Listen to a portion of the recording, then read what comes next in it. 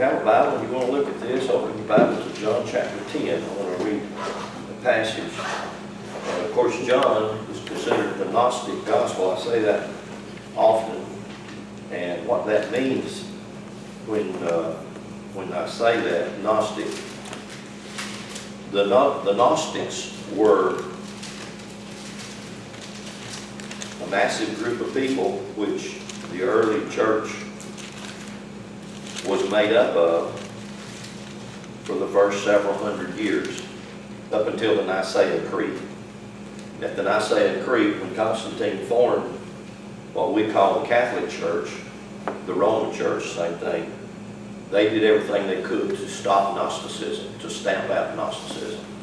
Gnosticism and the Gospels that were found in 1945 to 1947, they're called the Nag Hammadi, were Gospels that looked at Jesus as an apparition, not a literal person, not a historical character, but a character that represented all of the philosophies from all over the world. And so the story of Christianity, the original story of Christianity, was a story that incorporated all of the mythological characters.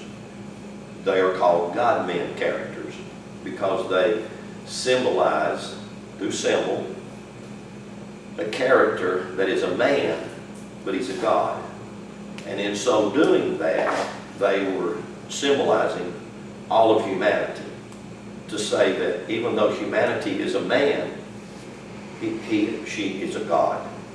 And of course, if we say that, if I say, well, I'm a God, people's response, oh, you crazy, or you gone off the deep end, or this, that, and the other. Or then a lot of their response is, well, go to the hospital and empty the hospital since you're God. And again, if you study the story of Jesus in the Gospels, then you will see that Jesus said in his hometown he couldn't do any miracles.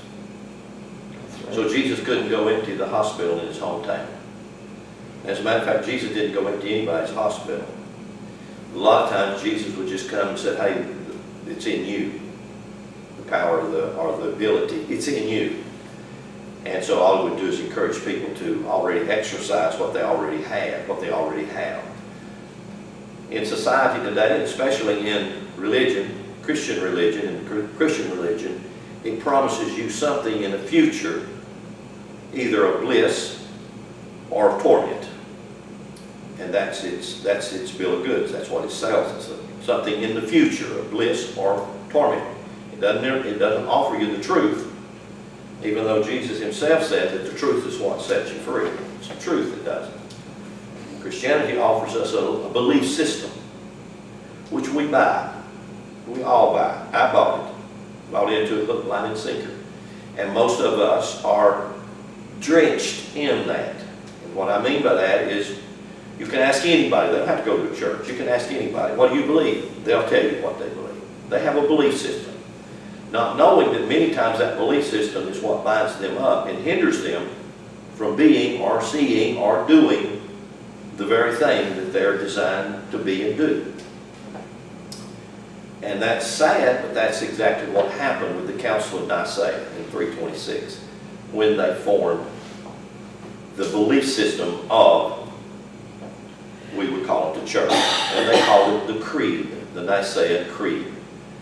And then later, 70, 80 years later, they formed what they call the Apostolic Creed, which both creeds pretty much say the same thing. They just added hell to the creed. In other words, eternal torment. That God will burn you forever and ever because you disobey. And now there is so much research and so much coming forth of ancient material to shoot all that ideology in the foot so that it don't even walk good anymore. And let alone talk good. It doesn't fit. It doesn't fit what's happening. And to me, that's tremendous hope, because it's a great awakening. Because what was sweeping the world, the country, before the Nicene Creed was Gnosticism. What you could call would be true Christianity, where they understood that Christianity referred to the Christos, or the Christ, or the God in you, God in you. And so when I talk about the Gospel of Matthew being Gnostic, is not any way to make it literal. And when I say make it literal, you can't take the words in it literal. In other words, Jesus said, eat my flesh and drink my blood. If you don't, you have no part with me. You can't take that literal, and everybody knows you can't take that literal, so how you take it? You take it symbolically. And when you take it symbolically and you understand that the bread, if I draw the astrological chart, put the circle up here on the board, put the cardinal cross in here, I put Virgo the Virgin here, directly across from is Pisces, which was the sign that was introduced during the time of the story of Jesus, was Pisces. They had just come out of the sign of Aries, which was the lamb or the ram. That was what the Judaism represented, the lamb or the ram. They come out from the lamb or the ram of Taurus. And you can see that's called the precession of the equinox. It's a backward movement of the energy that's constantly filling the earth with its power and ability. So you go right straight across from Pisces, you have Virgo. Virgo represents bread. It just so happened that it comes in August. That's the time of the harvest of wheat. And so that's a perfect analogy. You come out of Virgo into Libra. Libra is when the grapes are full in the vine and when the wine is made. So you have the bread and the wine. That's the Last Supper that Jesus partook of. It just simply is an astrological motif to explain to us many of the energies of the astrological wheel. I'll put that on the board in a minute so you can see it. But y'all understand that? And I'm praying that you do.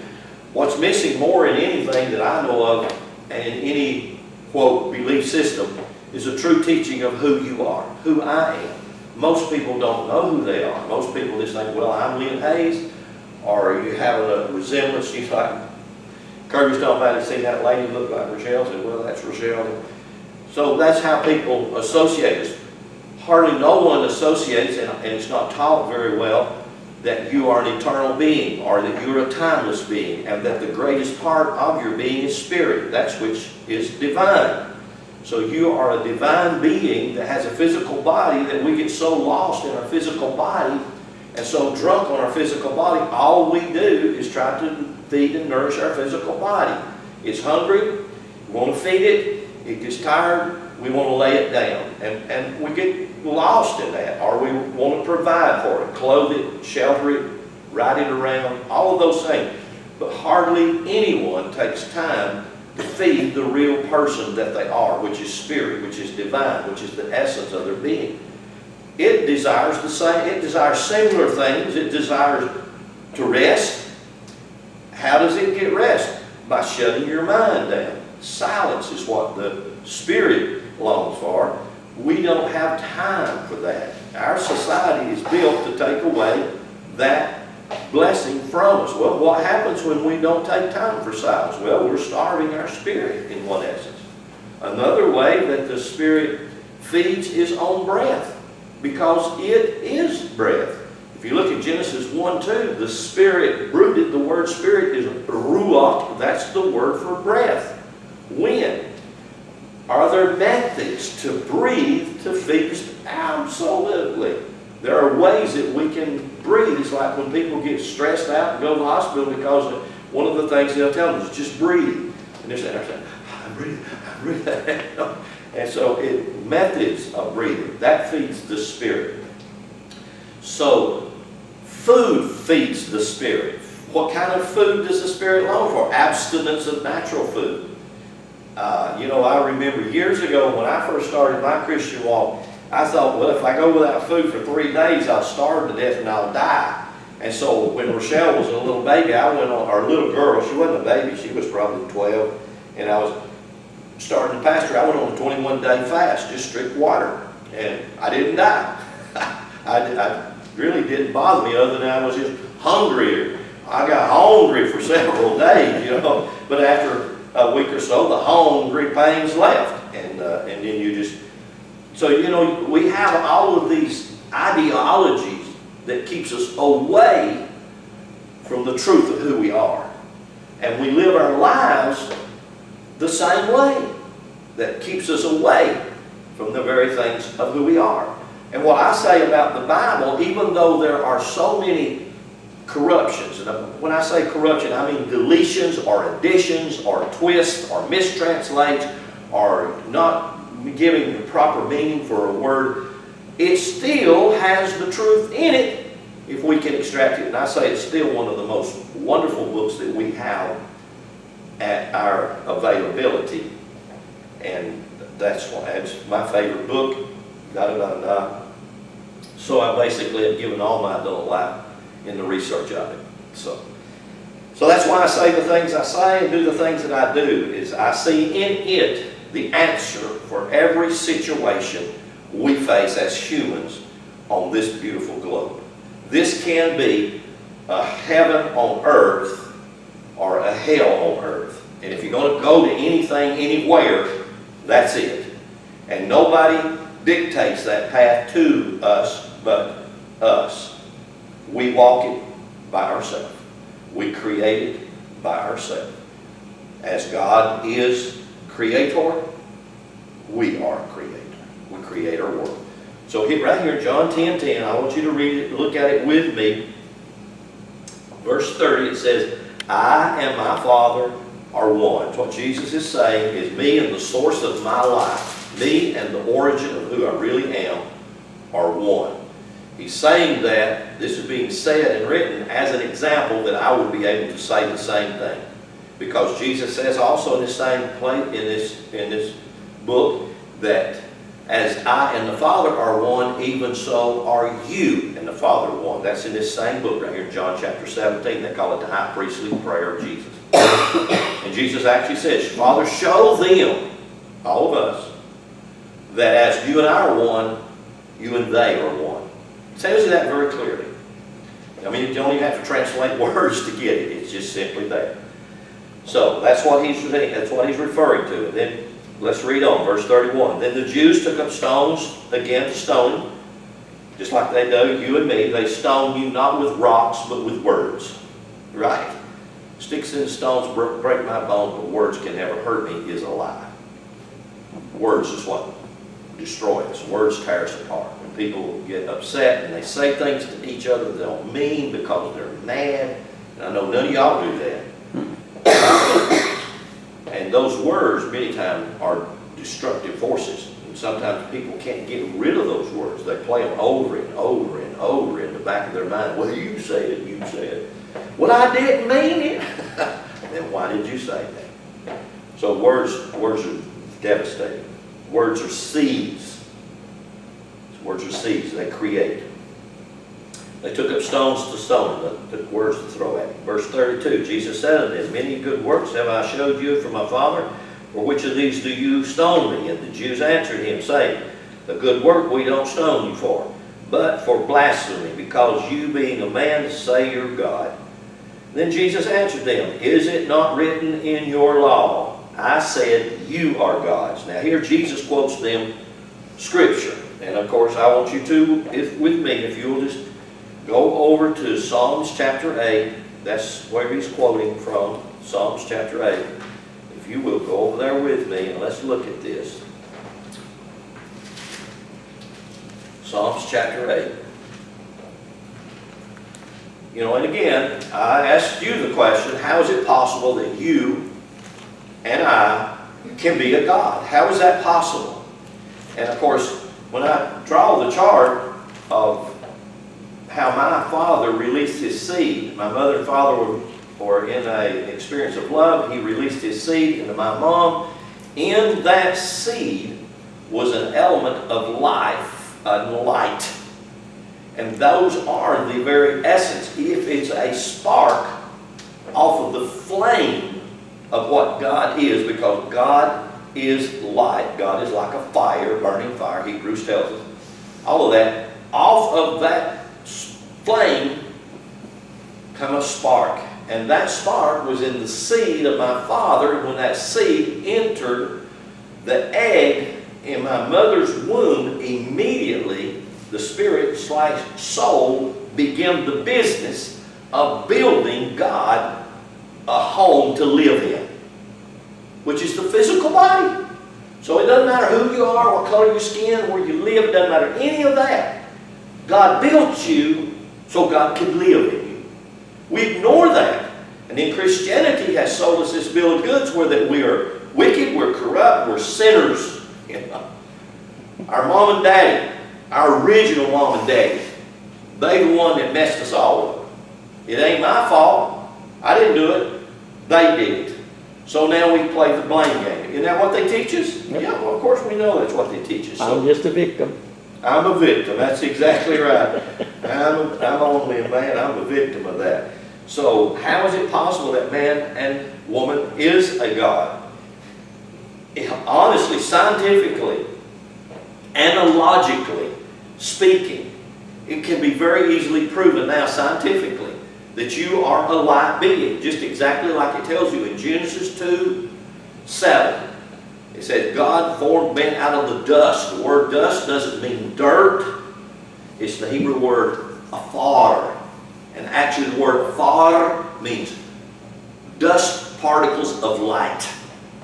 It means minute particles of light, L-I-G-H-T.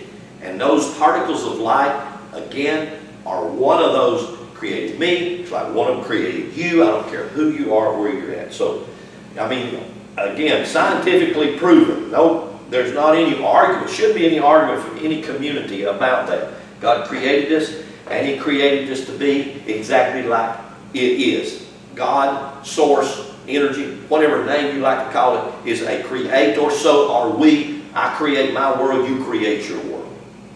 Period. That's the way it is. So, I want you to look there, Psalms chapter 8, and look at verse 3. It says, when I consider the heavens and the works of your fingers, the moon, the stars, which you have ordained, what is man that you are mindful of him, and the Son of Man that you have visited him? Thou hast made him a little lower than the angels. Now see, that's a King James translation, and also a corruption of the original Hebrew, because that word right there, angels, comes from the Hebrew word Elohim. The same identical word Elohim that's used in Genesis 1 and over 2,000 times in the Old Testament for the word God. It's the word Elohim, which actually the word means angles. And I'll show you those angles in just a minute. But the angles were translated for angels. And so just exactly like if you read the book of Enoch, you'll find the 12 angels, and it gives you names of the 12 astrological wheels as the 12 different angles of energy that create you. And that's hard for us to grasp, and I've tried to say this in many different ways, but the energy that's coming from the sun right now, even though the sun is exactly the same distance from the earth as it was this morning, between 6 and 8, the energy that's coming now from the sun is not the same energy that was coming from the sun between 6 and 8, or between 8 and 10. It's a totally different energy. Now you might say, well, how is that? It's by the angle that it comes. And that angle is an energy that creates different things. So, that again is also scientifically proven. So he says, He's made you a little lower than the angels. Let me, I want to read you something that I wrote here just a week or so ago. The central theme of all religion, of all nations, all over the realm that we call the earth, was a fabulous story. It was a myth of a dying and a resurrecting God-man. And that's confusing to us, dying and resurrecting God-man. Both of those words, dying and resurrection, aren't literal. They're symbolic words. They're code words. They're words that have a meaning other than what they sound like they're. In other words, there's not anything dying, and yet we look at everything in nature and say that it's dying. It's decaying, yes.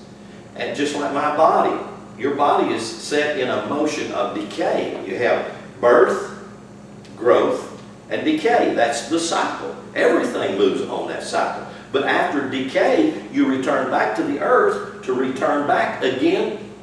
And the Eastern religion had it right through reincarnation. It tells you that even in Scripture. John the Baptist was the reincarnation of Elijah. It tells you that. Jesus said, if you can hear this, this is true. So that's an understanding. So resurrection is more or less like an awakening. That's a better term for it than any other term that I can think of. Resurrection is an awakening. It's an awakening to who you are. It should happen to us all the time. In other words, I should constantly awaken to my divinity. The more I awaken to my divinity, the more I empower myself to be a greater me. So I get the benefit of that. That's called resurrection. You know, religion tried to say it's the graves are going to just burst open and physical bodies are going to come up out of there. Sorry, that's not the resurrection. That's not what Scripture refers to when it talks about the resurrection. The dying and resurrecting God-man was a very common myth told in all cultures. And I'm just going to name some of them for you here. It says, a dying and a resurrecting God-man. Yet, for the masses, the majority of Christianity after 326, and that I say in Creed, the central theme of a dying and resurrecting God-man got localized and, I'm sorry, I got a bug in my throat.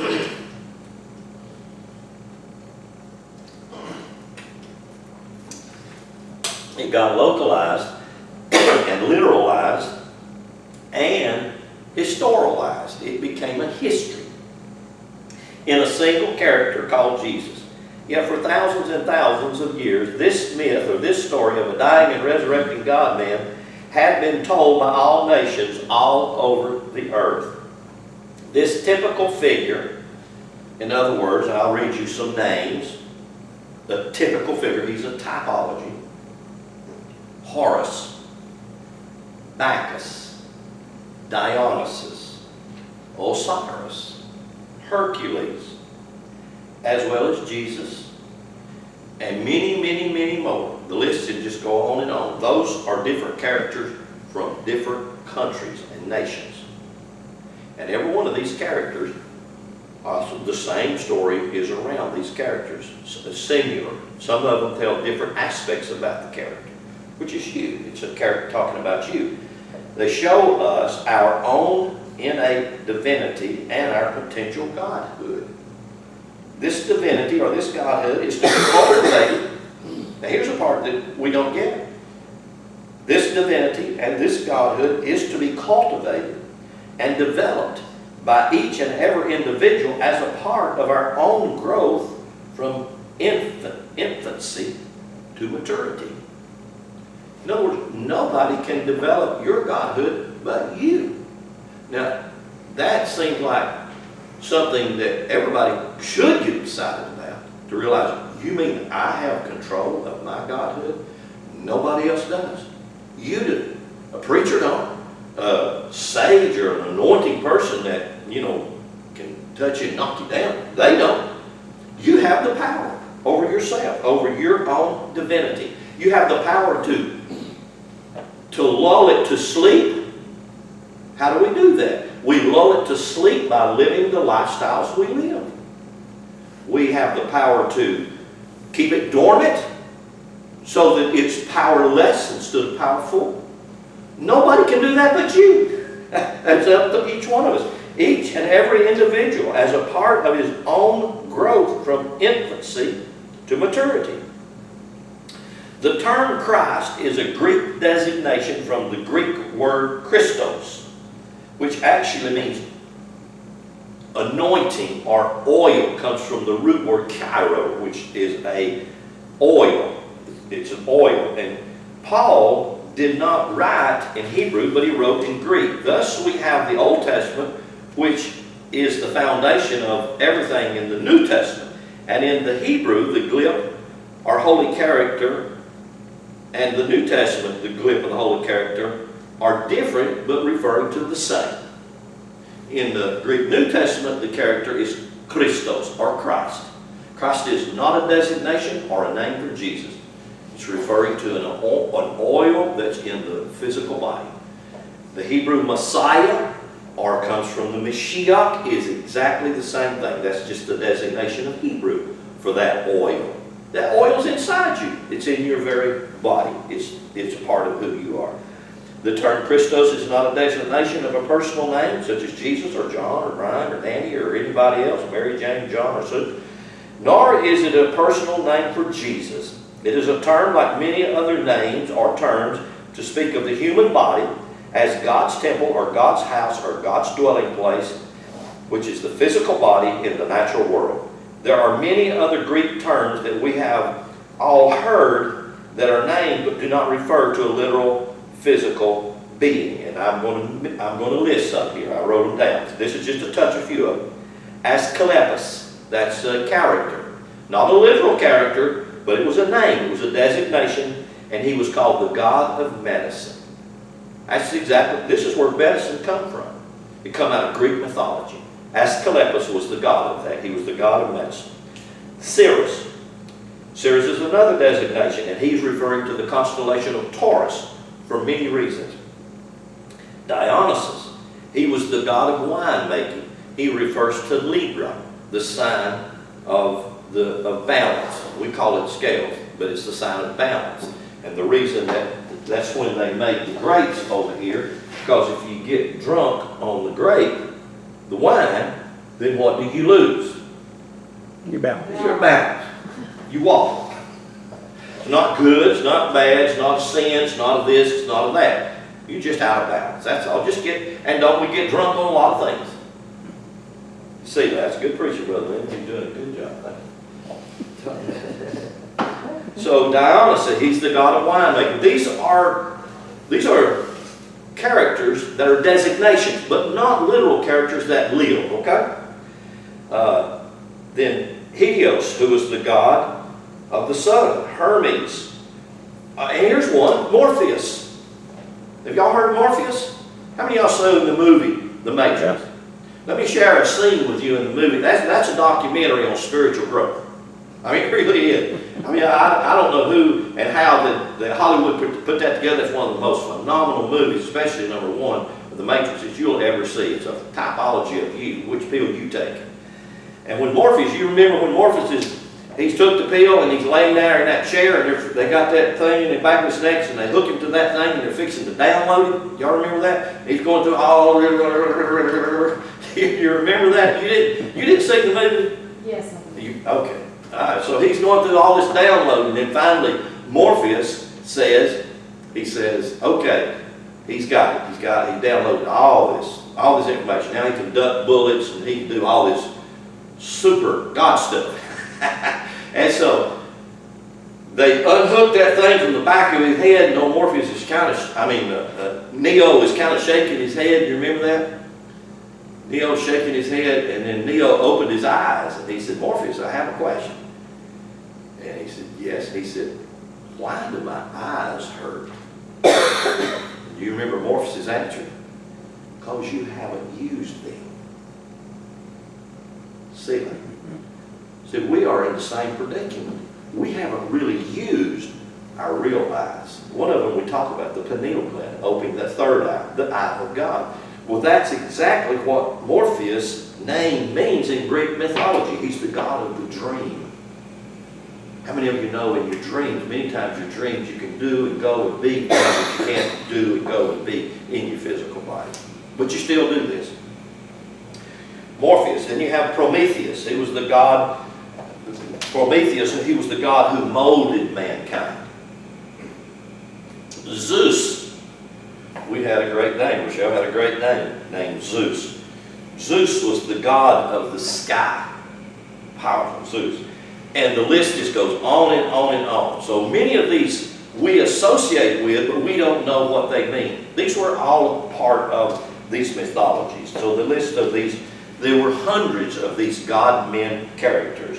When we encompass all nations, and all of these characters never refer to a literal historical character. And then we got lost, somehow we got lost in Christianity in 326 with the Nicene Creed, and then something horrible happened at that point in time, and that thing that was horrible that happened was that the Gnostic movement of Christianity got snuffed out, and then the Jesuit and the Catholic Church, the Roman Church, under the leadership of Constantine set out to destroy every bit of literature that was contrary to what they were trying to manipulate and say. So they set about to burn and destroy. That's why they went down and destroyed the Alexandrian library. There was too much information that wouldn't allow them to literalize and historicalize this character. Okay? Even though I have to say this because I know it sounds like Lynn don't believe in a literal Jesus. I am not saying that. I'm just simply saying about the information that's available doesn't show us a literal historical Jesus, because there is no literal information to show us that. Okay? There could have been, and that's fine with me if there was. Still don't change the beautiful story if we can embrace the story. Because Christianity doesn't embrace the story that the four Gospels and about Jesus told. Anyway, okay. I want to read you something here that Alan Boyd Kuhn wrote. But let me read this here in Psalms again. These angels comes from the Greek word Elohim. And let me show you how that word works, the word Elohim. Well, I'm not even going to spell it in Hebrew, but I want to do this. If I could draw that thing perfectly straight, that is called a 90-degree angle. A 90-degree angle. Is angle E-L or L-E? That's angel. Yeah, you just spelled it.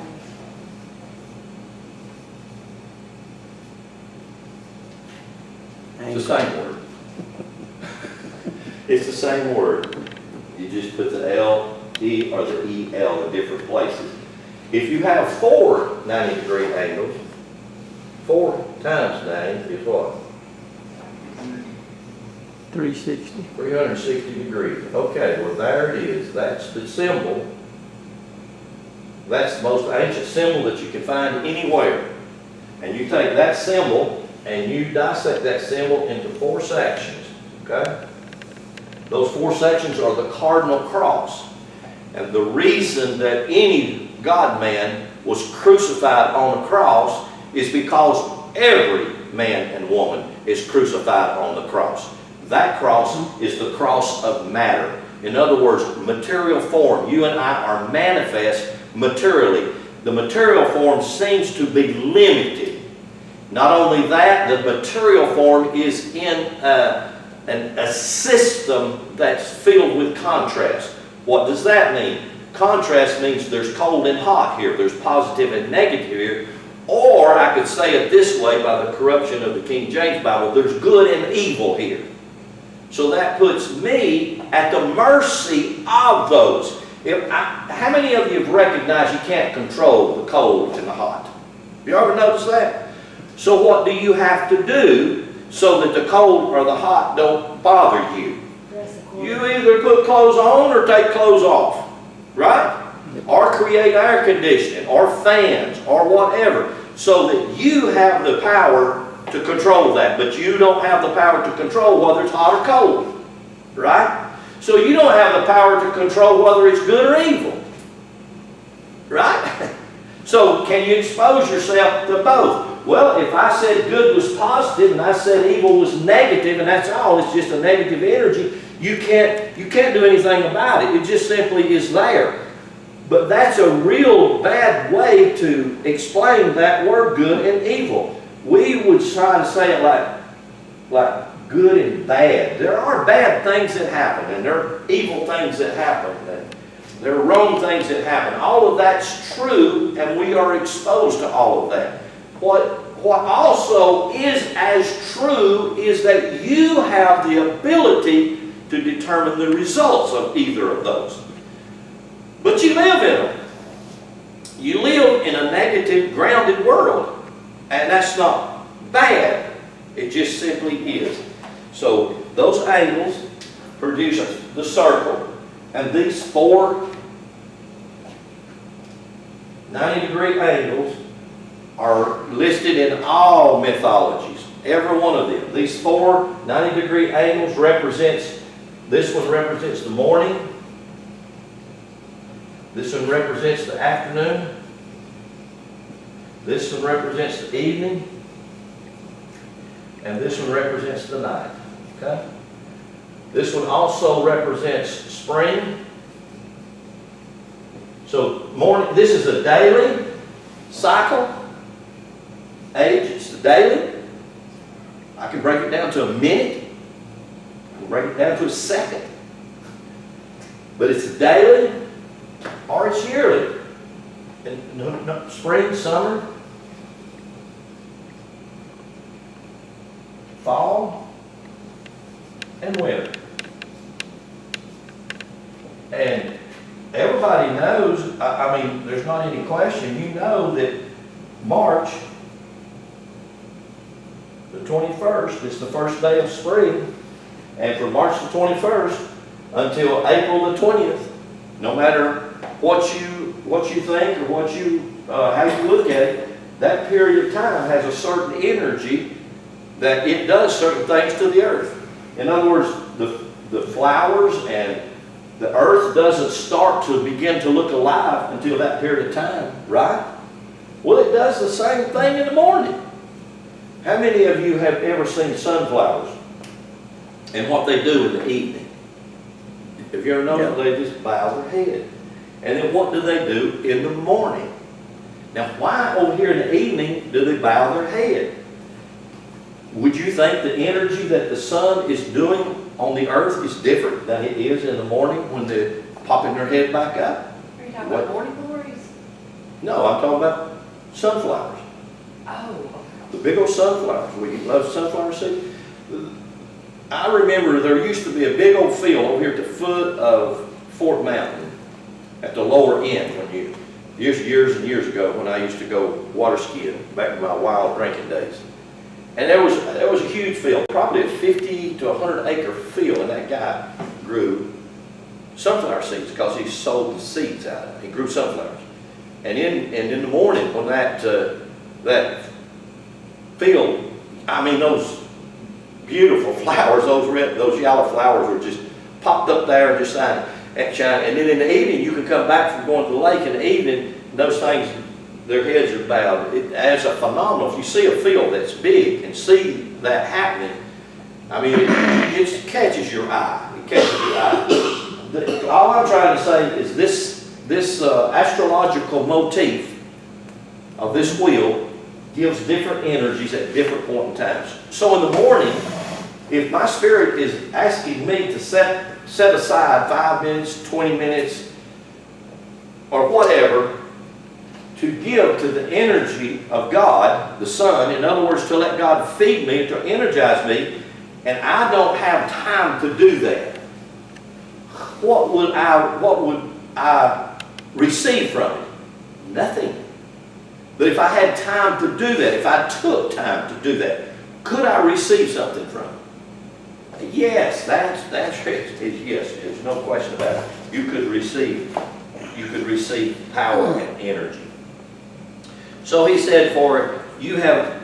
Well, I'm over here in Psalms 8 again, and this says you can go to Psalms 139. There's quite a few places that this says that God has made man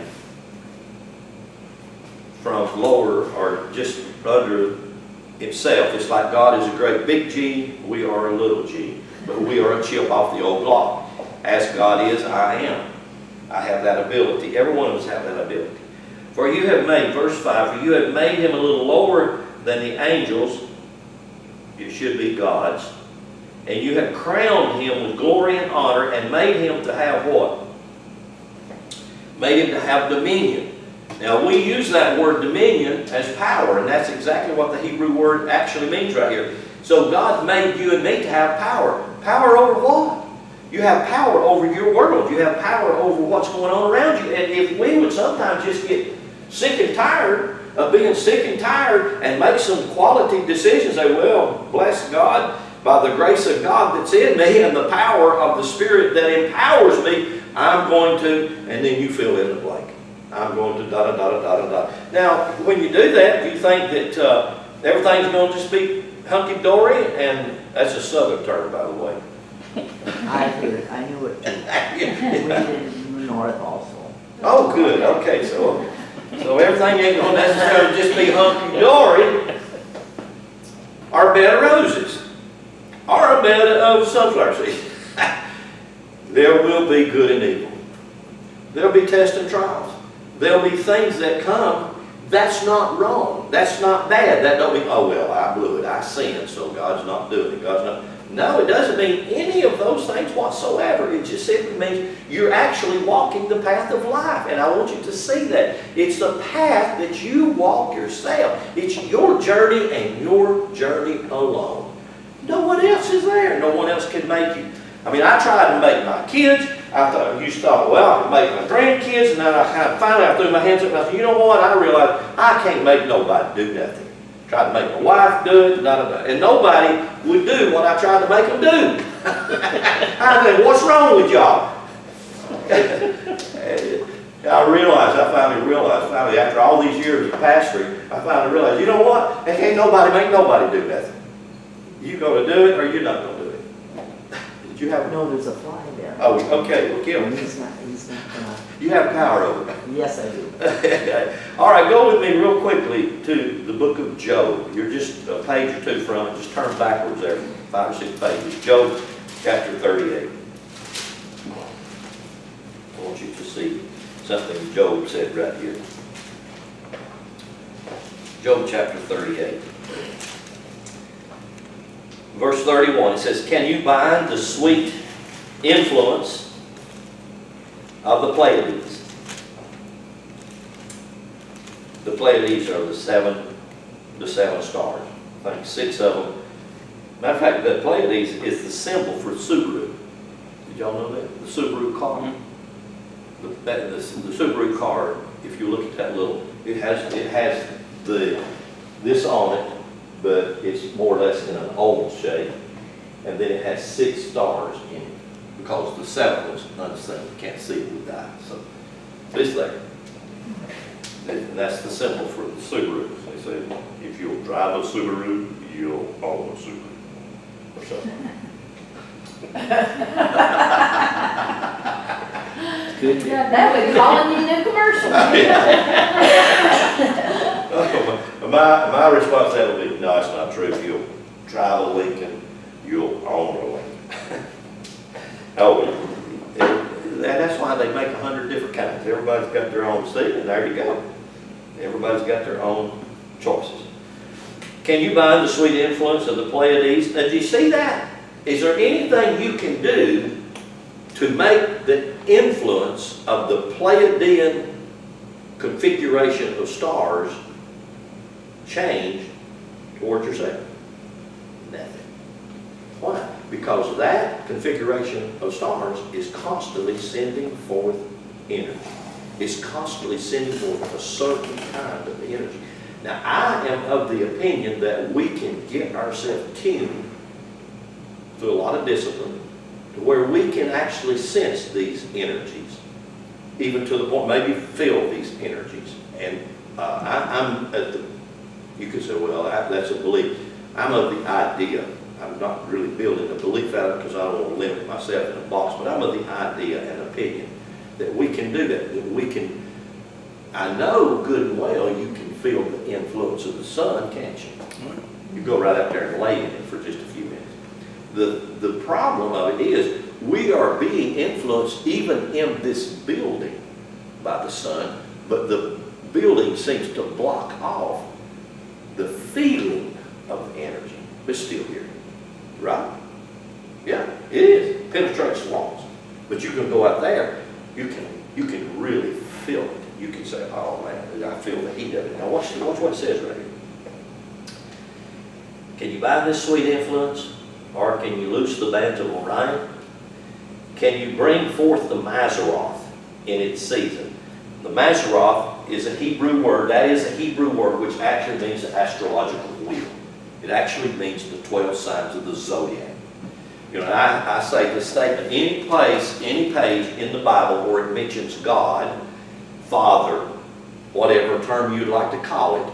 It's actually referring to Elohim, and Elohim in Hebrew actually means the astrological wheel, or the 12 gods, or the 12 powered source. That's what it's referring to. But when you hear the Hebrew word just El, E-L, it's only referring to one section of that power. So it's called power, El, God, singular. Elohim, plural, means many, 12. Can you bring forth the Maseroth in its season? The word Maseroth is a really beautiful word in Hebrew, and it comes from the root word Nazar. The word Nazar is the root for the word Nazareth. But a Nazar was someone who had consecrated himself, herself, to a path, and that path was of enlightenment. So someone who consecrated himself or herself to this path of enlightenment was called a Nazar. That's why they come up with the term Jesus was born in Nazareth. There was no city, Nazareth, 2,000 years ago. It didn't exist. Hello. But the mythology of the story, him being a Nazarite, was that he was of the order of the Nazars. The word Nazarite, the city Nazarite, is not found in the Old Testament, period. Not anywhere. You won't even find the word at all in the Old Testament. You will find the word Nazar, which actually means one consecrated on the path of awakening. Well, right here's the path, folks. This is the path, the journey right here, the astrological wheel. You work yourself around this wheel. You can do it on a daily, a weekly, a monthly, a yearly basis, or whatever. It's you walking your path. We aren't consecrated to a path. Well, you know what you could say this day and age? You could say, well, it's my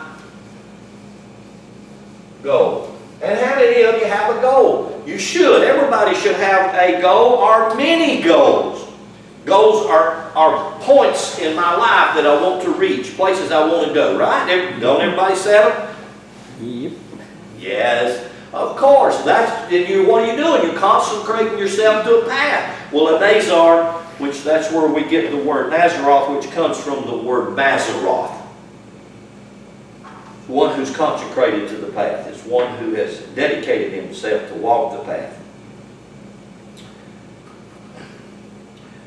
Our parents, I was guilty. My parents were guilty. My grandparents were guilty.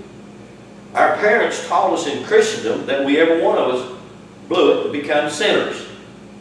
And I guess that was probably when we were reaching our adolescence, and especially for the boys. I'm not sure for the girls what time that happened for them, but for the boys, that's when they become very mischievous. They're trying to find their manhood. Isn't that true? And so as a result of all that, they're sinners, bless God, and they're hell-bound. Isn't that amazing? Just because a boy is beginning to feel his maleness, he becomes a sinner automatically. What if he's not exposed to things that we would call evil and ill?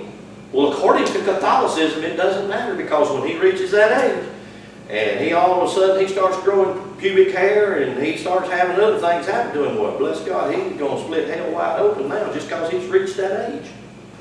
Isn't that what they taught us? Yeah, they did. They filled our brains full of that stuff. And that's not true. There's none of that true at all. Which brings me to this. I want to read this to you. This is a little book by Alvin Boyd Kuhn. And it's a powerful little book. The name of this book is Easter, the Birthday of the Gods. And he has a place in here talking about when that happened in my life, when I was a young boy, 10, 12-year-old, and I reached that age. Now, generally a mama don't look at their little boys like that, even when they get to be 18 and 20 and 21 and the judge says you're going to prison. That's still mama's boy. Mama still loves him. She didn't agree with what he did. She don't like what he did. But mama has the kind of love God has. You understand what kind that is, don't you? It's called unconditional. What does that mean? It doesn't have conditions attached to it. So just because you blow it don't mean God don't, Mom don't love you. God, the same thing's true with God. All this other religious stuff that we have been taught to believe is a damnation of our being. It's what weighs us. It's a noose around our neck. For that which died on the cross, this is Alan Boyd Coon, page 28 in this little book. For that which died on the cross of matter was no single individual man. This is the cross of matter. To die on the cross means to be in your mortality. So every one of you have died on this cross of matter because you become mortal, subject to mortality, subject to heat and cold. For that which died on the cross of matter was no single individual man, but the divine nucleus of soul apportioned out among all mankind.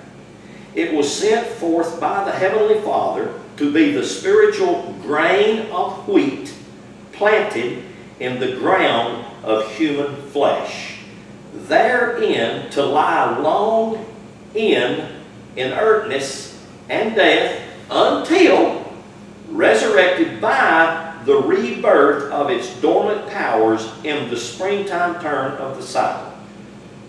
Coon is using symbolic language just to simply say the turn of the cycle would be at the point of your awakening. Like for me in my life, the point of my major awakening and turning happened to me when I was about 25 or 26. And tragedies had happened in my life, and at that point I thought, I can't keep going this way.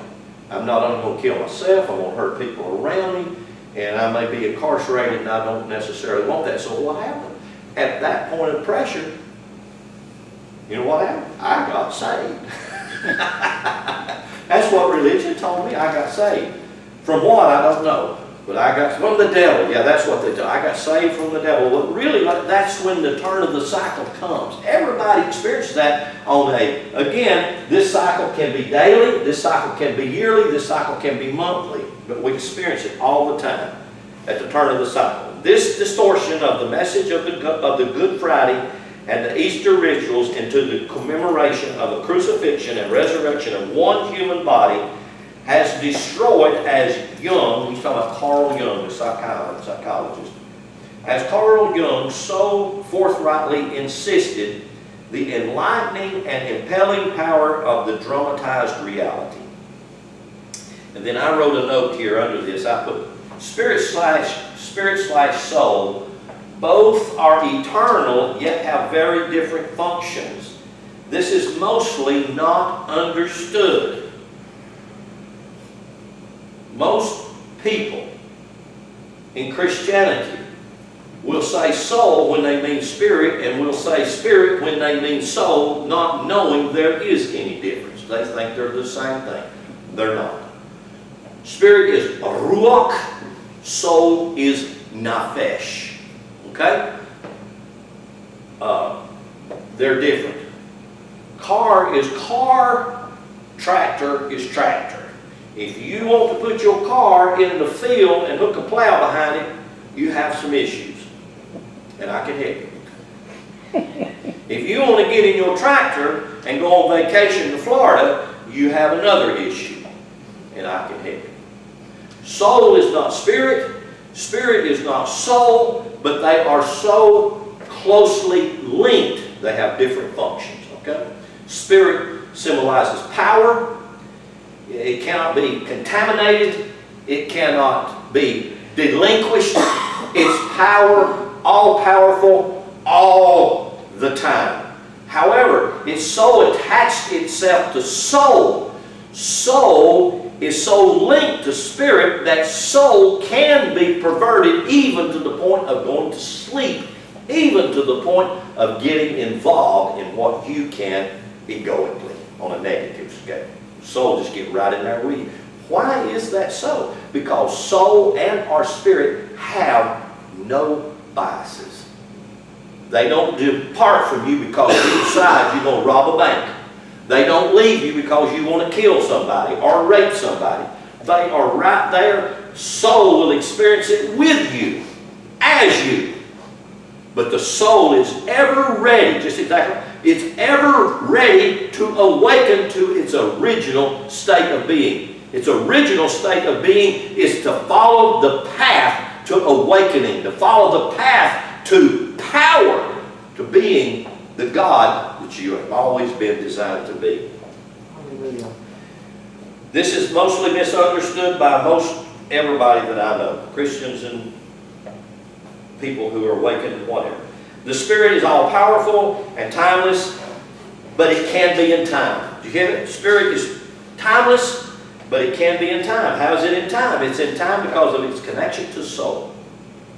When it comes into the physical body, the Spirit is not judgmental, but it's merciful. God, I don't know why we can't. Well, we can here.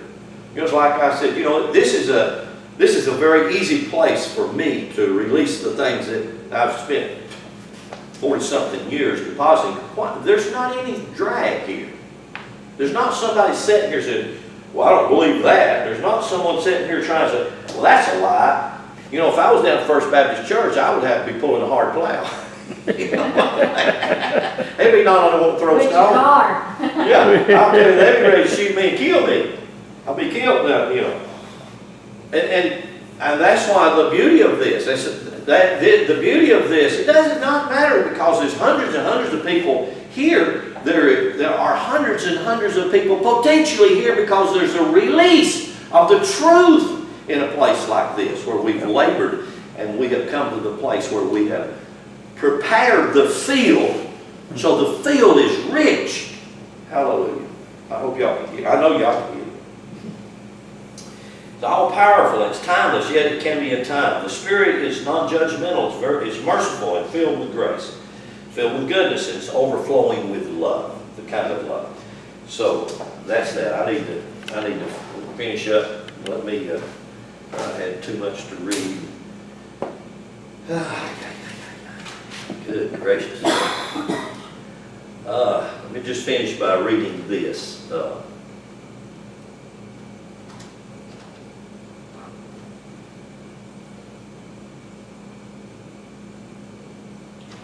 This is another book by Alan Boyd Kuhn, and it comes in many different covers.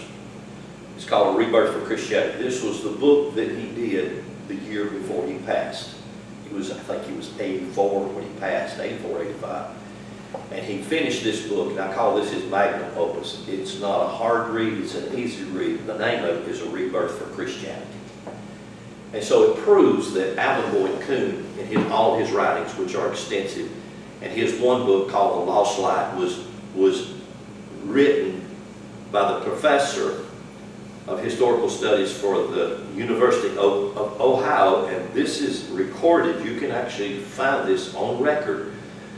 The professor of the Ohio State University said that The Lost Light by Alvin Boyd Kuhn was a book of about 500 or 600 pages, is the best piece of literary work ever put in the English language.